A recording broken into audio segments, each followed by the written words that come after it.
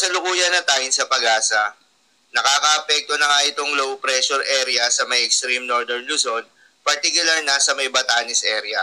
Kaya naman asahan yung maulap na kalangitan na may kalat-kalat na mga pagulan at thunderstorms. Habang sa lalabing bahagi ng ating bansa ay asahan naman yung mainit at maalinsangan na tanghali. Ngunit pagsapit ng hapon o gabi ay asahan naman yung mataas na tsansa ng mga localized thunderstorms. Samantala yung binabantayan na low pressure area ng Pag-asa na nasa loob ng Philippine Area of Responsibility ay tumaas na ang tsansa na maging isang ganap na bagyo sa susunod na 24 oras.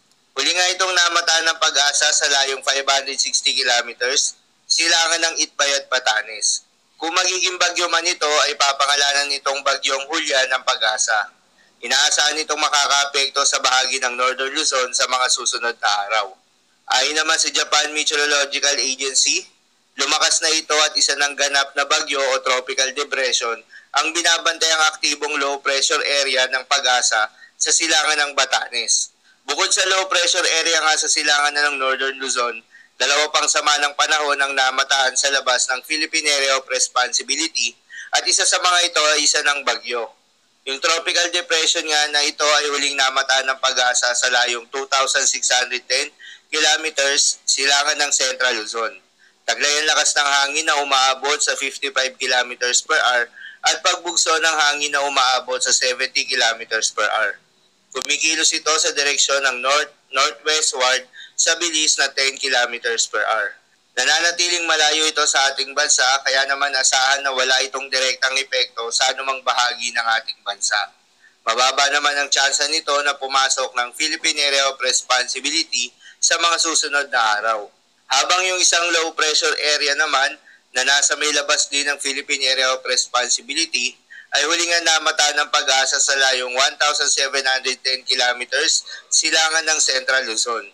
Tinagurian na din itong isang mahinang bagyo ng Japan Meteorological Agency, ngunit hindi naman ito inaasang makakaapekto sa ating bansa at posible din itong higupin ng tropical depression na kalapit nito. Paalala lamang po na ang mga nasabing forecast ay posible pa pong magbago. Kaya naman patuloy lamang magantabay sa mga update na ating ilalabas at ng Pag-asa. Para naman sa magiging lagay ng panahon ngayong araw ng Biyernes, dahil nga sa epekto nitong low pressure area, asahan sa Batanes area ang maulap na kalangitan na may kalat-kalat na mga pagulan at thunderstorms. Posible ang mga pagbaha o pag-uho ng lupa dahil sa katamtaman hanggang sa kung minsan ay malakas na pagulan. Habang sa Metro Manila naman at nalalabing bahagi pa ng ating bansa, ay asahan naman yung bahagyang maulap hanggang sa maulap na kalangitan na may kalat-kalat na mga pagulan o thunderstorms. Dulot naman yan ng mga localized thunderstorms. Posible rin ang mga pagbaha o pag-uho ng lupa during severe thunderstorms. Madalas nabubuo ang mga thunderstorms na ito tuwing hapon o gabi na nagtatagal ng 1 o 2 oras, kaya naman mag-ingat sa posibleng banta ng pagbaha o pag-uho ng lupa. Para naman sa magiging lagay ng mga dagat baybayin, ayon sa Pag-asa ay wala tayong nakataas na gale warning sa anumang seaboards ng ating bansa.